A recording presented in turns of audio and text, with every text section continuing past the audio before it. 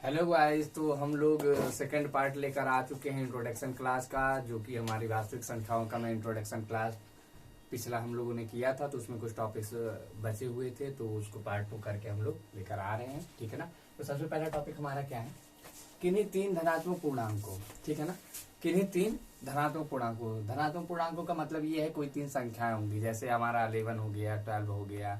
ठीक है ना, तो कोई भी संख्या ले सकते हैं, बस वो ऋणात्मक ना हो तो उसे धनात्मक पूर्णांक कहेंगे। ठीक है, के लिए तीनों संख्याओं और उनके महत्तम समापवर्तक एवं लघुत्तम समापवर्तक के बीच संबंध क्या होता है। ठीक है ना, तो कभी भी तीन संख्याओं के, ठीक है ना, हमें क्या निकालना, महत्तम समापवर्तक निकालना। उसमें आपको क्या करेगा, तीन संख्याएं दे देगा, उसका लघुत्तम समापवर्तक दे देगा। ठीक है ना, तो उसका तो निकालने का कई तरीका है, लेकिन हम जो आज लेकर आए हुए हैं आप लोगों के लिए, तो ये जो तरीका आपके सामने लिखा हुआ है, ये जो फार्मूला लिखा हुआ है, इस फार्मूले के अकॉर्डिंग अगर आप चलते हैं तो आपके लिए बहुत ही इजी हो जाएगा और तुरंत आप किसी भी संख्या का महत्तम समापवर्तक अच्छे ढंग से निकाल सकते हैं और आप लोगों को अच्छे ढंग से समझ में भी आएगा।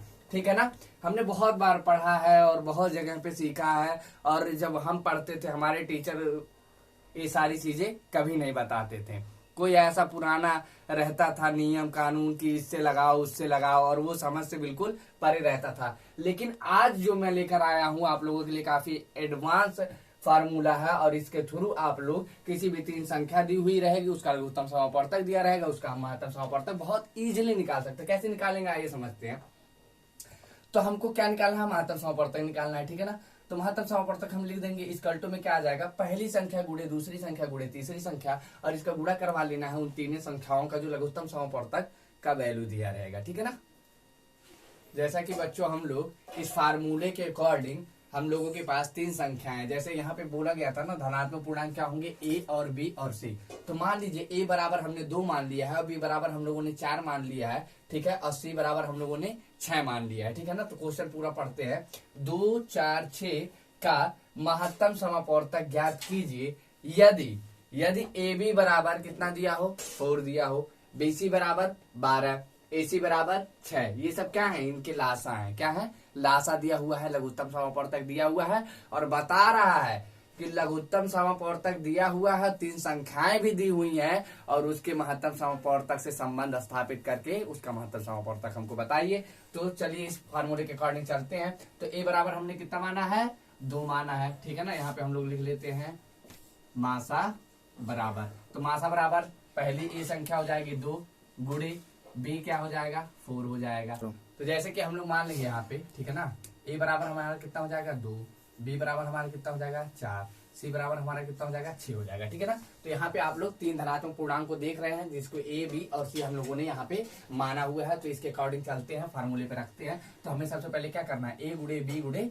सी करना है। तो क्या कर देना है, 2 गुणे 4 गुणे 6, इसे हम ब्रैकेट कर लेंगे और उसका गुणा करवा लेंगे किसमें, इसके लासा में, इन तीनों संख्याओं के लासा में। तो इन तीनों संख्याओं का लघुत्तम समापवर्तक क्या होगा, 12।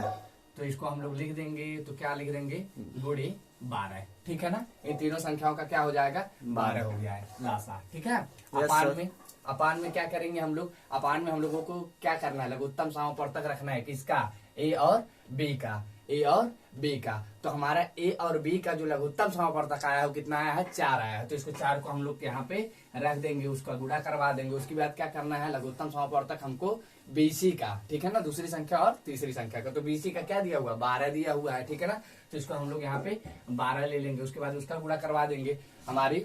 फिर पहली संख्या और तीसरी संख्या का जो लासा होगा, तो पहली संख्या और तीसरी संख्या का एसी का लासा कितना दिया था, 6 दिया था। ठीक है ना, तो इसको यहाँ पे 6 रख देंगे। ठीक है ना, अब यहाँ पे आप जब गुणा करवा लोगे, ठीक है ना, तो ऊपर का जो टोटल वैल्यू आने वाला है कितना आने वाला है, 576 सर, 576 आएगा। और नीचे हमारी वैल्यू आ जाती है, इसमें आप मल्टीप्लाई करवा लो, ये आ जाएगा 48 आ जाएगा। ठीक है ना, अब क्या करना है, हम लोगों को इससे इसमें भाग देना है। क्या कर देना है, नीचे से दे देना है। बच्चों माय मिस्टेक यहाँ पे गलत हो गया है, ये आ जाएगा आपका 288 आ जाएगा। तो यहाँ पे 288 कर लेंगे। ठीक है ना, अब इसका हम लोगों को क्या कर देना है, भाग कर देना है। तो हमारा जो मासा होगा वो निकल के आ जाएगा, कितना आ जाएगा हमारा, 2 मासा निकल के आ जाएगा। ठीक है ना, तो देखिए बच्चों, आप लोगों के सामने फिर सेम वही फार्मूला है, लेकिन अंतर क्या है, इसमें हमको महत्तम समापवर्तक निकालना था, लेकिन यहाँ पे हमको क्या निकालना है, लघुत्तम समापवर्तक निकालना है। ठीक है ना। तो हमें 3 पूर्णांक धनात्मक पूर्णांक संख्याएं दे दिया जाएगा और उससे जुड़े हुए कुछ महत्तम समापवर्तक भी दिया जाएगा। ठीक है ना।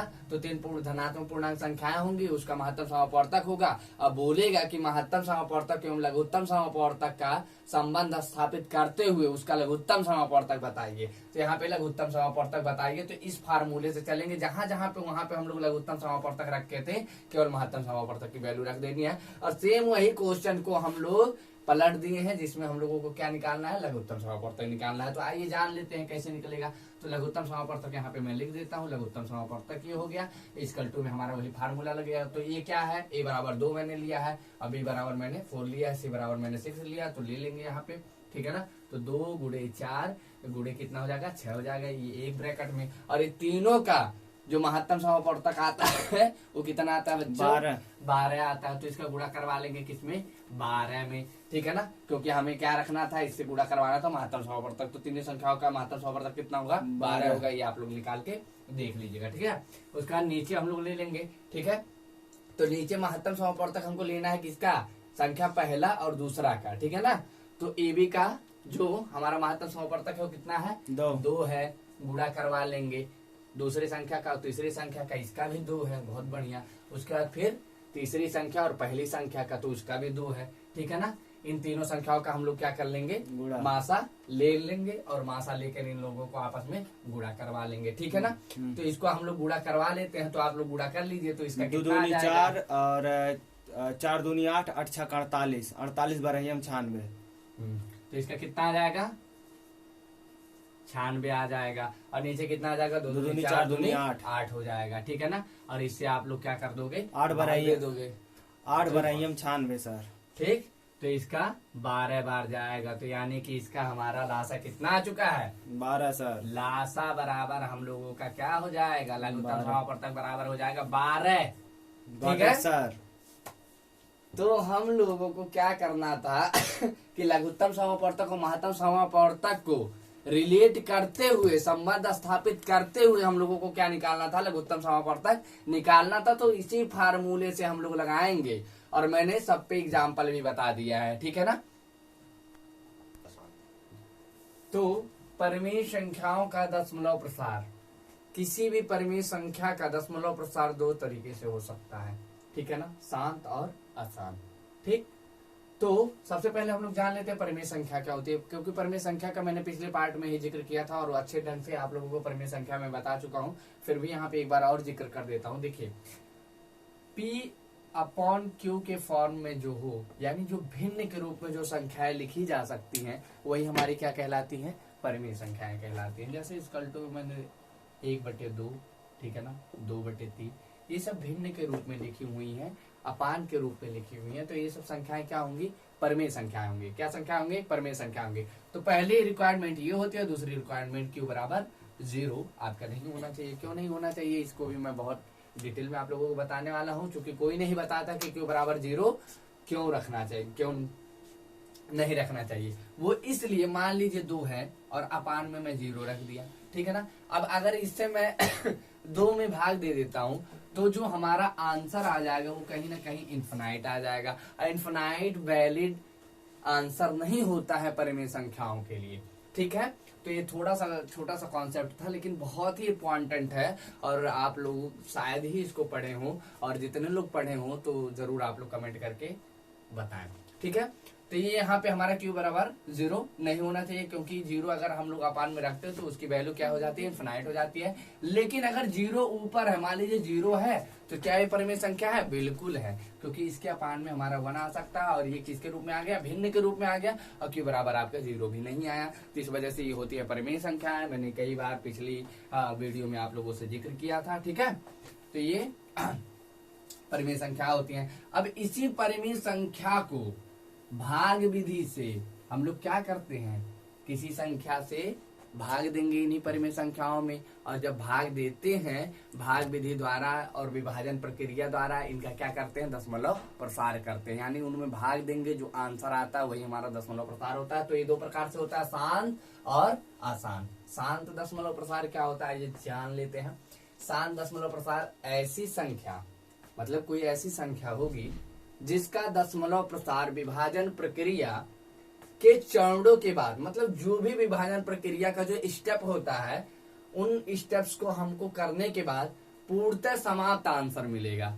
यानी पूर्णतः वह संख्या समाप्त हो जाए, जिसका भी आप दशमलव प्रसार कर रहे हो वो संख्या जो है उसका कभी भी आप दशमलव प्रसार कर रहे हो तो पूर्णतः समाप्त हो जाए, ठीक है ना। वही हमारी क्या होती है, शांत दशमलव प्रसार कहलाती है। जैसे कि अगर हम लोग एक एग्जाम्पल लें, ठीक है ना, तो जैसे 33/25, ठीक है ना, इसका हम लोग, ये क्या है भाई, परिमेय संख्या है। क्या है ये, परिमेय संख्या है। तो इसका आइए एग्जाम्पल नंबर 1 है हमारा 33/25, ठीक है ना, ये परिमेय संख्या है और इसका हम लोग दशमलव प्रसार करके आज देख लेते हैं कैसे होता है, किस प्रकार का ये दशमलव प्रसार है, ये भी हम लोगों को जानने में हेल्प मिलेगी। तो यहाँ पे हो जाएगा 25 और इसमें हम लोग इसका भाग देंगे, किसमें, 33 में, ठीक है ना। तो कितनी बार जाएगा, एक बार जाएगा, तो 25 एक बार जाएगा। अब यहाँ पे हम लोग घटा लेते हैं तो ये हो जाएगा 13, 13 में से 5 गया, 13 में से 5 गया बच्चों, 8 बचेगा, बहुत बढ़िया, 8 बचेगा, ठीक है ना।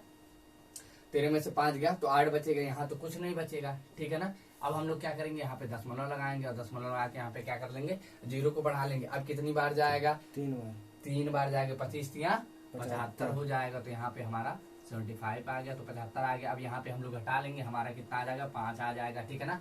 तो दशमलव लगा है, एक बार यहाँ पे और जीरो हम लोग बढ़ा सकते हैं, तो 25 दूनी 50 हो जाएगा। तो ये यहाँ पे कितनी बार गया, 2 बार गया, ठीक है ना। तो हमारा जो 50 है वो पूरी तरह से क्या हो गया, खत्म हो गया। यही तो मैंने बोला था कि शांत दशमलव प्रसार क्या होता है, ऐसी संख्या, मतलब ये जो संख्या थी इसी संख्या की बात हो रही है। दशमलव प्रसार विभाजन प्रक्रिया के चरणों के बाद पूर्णतः समाप्त हो जाता हो। यहाँ पे क्या हुआ, इसका विभाजन प्रक्रिया पूर्णतः समाप्त हो गया, किस पे, इसी पे। तो ये जो आंसर आया है ये उस संख्या का दशमलव प्रसार है जो शांत है, जो कैसा है, शांत है। तो यही होता है शांत दशमलव प्रसार, ठीक है ना। और जो अशांत दशमलव प्रसार होता है इसके भी 2 पार्ट होते हैं, इसके भी 2 पार्ट होते हैं। कौन कौन से होते हैं, एक होता आवर्ती, ठीक है ना, एक होता है आवर्ती, ठीक, और एक होता है अनावर्ती, ठीक है ना। तो आवर्ती क्या होता है, अनावर्ती क्या होता है। तो बच्चों मैंने सेकंड जो बताया था आसान दशमलव प्रसार। आसान दशमलव प्रसार क्या होता है, यहाँ पे डेफिनेशन है, आप लोग पढ़िए। ऐसी संख्या जिसका दशमलव प्रसार विभाजन प्रक्रिया के चरणों के बाद पूर्णतः समाप्त नहीं हो पाता, ठीक है ना। ऐसी कोई संख्या होगी जिसका दशमलव प्रसार हम विभाजन प्रक्रिया द्वारा करते हैं, ठीक है ना, तो उसका विभाजन प्रक्रिया के चरणों के बाद पूर्णतः वह समाप्त नहीं हो पाता है। ऐसी संख्याओं को हम क्या कहते हैं, आसान दशमलव प्रसार कहते हैं, ठीक है ना। जैसे कि अगर हम लोग एग्जाम्पल लें तो 1/3 जो है वो क्या है, आसान दशमलव प्रसार है। किस प्रकार से है वो भी मैं बताने वाला हूँ। √3 क्या है, ये भी आसान दशमलव प्रसार है। लेकिन यहाँ पे बात ये आ जाती है, ये दोनों ही आसान दशमलव प्रसार हैं, लेकिन अशांत दशमलव प्रसार भी 2 तरीके का होता है। एक होता है आवृत्ति, यहाँ पे मैंने बताया है आवृत्ति होता है, और एक होता है अनावृत्ति, ठीक है ना। तो इसमें 1/3 जो है, 1/3 है वो किस में आ जाएगा, आवृत्ति में आ जाएगा, ठीक है ना, आवृत्ति में आ जाएगा। और जो हमारा √3 है, या हमारा यूं कह ले जो पाई की जो हमारी वैल्यू होती है वो किस में आ जाती है, अनावृत्ति में आ जाती है। ये दोनों वैल्यू किस में आ जाती है, अनावृत्ति में आ जाती है, ठीक है ना। तो अशांत दशमलव प्रसार में हम लोग 1/3 जो एग्जाम्पल लिए हैं इसको हम लोग सॉल्व करके देख लेते हैं। तो 1/3 का मतलब ये हुआ कि 3 का आपको भाग देना है 1 में, ठीक है ना। इसका दशमलव प्रसार हम लोग किया जा रहा है, तो क्या करेंगे, 1 में भाग जाएगा नहीं, 0 लगाना पड़ेगा, 0 लगेंगे, ठीक है ना। उसके बाद दशमलव लगाएंगे, यहाँ पे 0 बढ़ा देंगे, ठीक है ना। तो ये कितनी बार जाएगा, 3 बार जाएगा, ठीक है ना। तो यहाँ पे 3 त्रिका हो जाएगा 9, और आपका कितना बच जाएगा, फिर 1 बच जाएगा, फिर आप 0 बढ़ाओगे। तो ये 0 0.3 ये ऐसे ही एक समय के बाद, ठीक है, इसके आगे हम लोग बढ़ जाते हैं, फिर ये 3 त्रिका कितना हो जाएगा, 9 हो जाएगा। तो हम लोग एक बार दशमलव लगाए हैं तो उसके बाद यहाँ पे 1 आ जाएगा, तो एक बार दशमलव लगाए हैं तो एक बार और 0 लगेगा, ठीक है ना। तो ये फिर एक बार 3 बार गया, फिर एक बार 3 बार जाएगा हम लोगों का, ठीक है ना। तो यहाँ पे फिर कितने बार जाएगा, 3 बार जाएगा, तो ये हमारा कितना आ जाएगा, 9 आ जाएगा। फिर हमारा कितना बच जा रहा है, 1 बच जा रहा है, ठीक है ना। फिर इसके आगे हम लोग क्या करेंगे 0 हम लोगों को बढ़ाना पड़ेगा। तो दशमलव लगाने के बाद हम लोग 3 बार लेकर गए। अब आप कहोगे फिर सर एक बार ले और लेकर जाइए, लेकिन हम यहाँ पे एक बार और लेकर नहीं जा सकते, क्योंकि हमें यहाँ आगे समय के बाद, कुछ समय के बाद यहाँ पे हमें 0 लगाना पड़ेगा। क्यों लगाना पड़ेगा, क्योंकि भाई एक बार मैंने दशमलव लगा दिया है तो 3 ही बार हम लोग 0 को लिख सकते हैं। अगर उसके आगे और भी हमको भाग करना है तो यहाँ पे 0 हम लोगों को रखना पड़ेगा, ठीक है। अब 0 रख देंगे तब जाके यहाँ पे 0 बढ़ेगा। फिर ये कितनी बार जाएगा, 3 बार जाएगा। तो ये सिलसिला जब तक चलेगा, ठीक है ना, ये सिलसिला ऐसे ही चलता रहेगा, ठीक है ना। तो ये किस में आ रहा है, हमारा आसान दशमलव प्रसार में आ रहा है। तो यहाँ पे एक फिक्स समय के बाद 3 आ जा रहा है और फिर हमको 0 लगाना ही पड़ेगा, ठीक है ना, जैसे हम लोगों ने यहाँ पे किया, और वही चीज हम लोगों का चलता रहेगा। तो इस तरह का जो प्रोसेस होगा वो हमें किस में मिलेगा, आसान दशमलव प्रसार में मिलेगा। किस में मिलेगा, आसान दशमलव प्रसार के अगर किस पार्ट में मिलेगा तो वो पार्ट होगा आवृत्ति, ठीक है ना। आवृत्ति दशमलव प्रसार जब अगर हम लोग निकालेंगे तो इस तरह का प्रोसेस हम लोगों को देखने को मिलेगा। अब हमारा आता है अनावृत्ति। क्या आता है, अनावृत्ति। तो अनावृत्ति जो होता है वो सिंपली, हम अगर अनावृत्ति को डिफाइन करें तो जो भी अपरिमेय संख्याएं होती हैं वो कहीं ना कहीं अनावृत्ति में आती हैं। किस में आती है, अनावृत्ति में आती हैं, ठीक है। √3 का सर वैल्यू निकालेंगे अगर तो आएगा 1.73 सर, आएगा 1.73 20 50 81 एंड सो ऑन, ऐसे से चलता रहेगा सर। ऐसे ये चीज चलता रहेगा। बहुत बढ़िया, बहुत बढ़िया। जैसे कि यहाँ पे हम लोगों के पास √3 एग्जाम्पल में मैंने लिखा था, ठीक है ना। तो ये भी हमारी क्या है, एक अपरिमेय संख्या है, ठीक है ना। और कभी भी इसका दशमलव प्रसार अगर हम लोग करेंगे तो दशमलव प्रसार कैसा होगा, अशांत अनावृत्ति दशमलव प्रसार होगा। कैसा होगा, अशांत अनावृत्ति दशमलव प्रसार होगा। और इसमें क्या होता है कि हर बार संख्या क्या होगी, बदलेगी। हर बार संख्या क्या होगी, बार बार बदलती रहेगी और वो संख्या रिपीट नहीं होती है, ठीक है ना। और ये ऐसे ही बढ़ता रहेगा, हर बार अलग अलग संख्याएं आती रहेंगी। तो इस प्रकार के अगर प्रोसेस को हम देख रहे हैं तो उसको क्या कहेंगे, अनावर्ती दशमलव प्रसार। ये किसके अंतर्गत आता है, 7 के अंतर्गत आता है।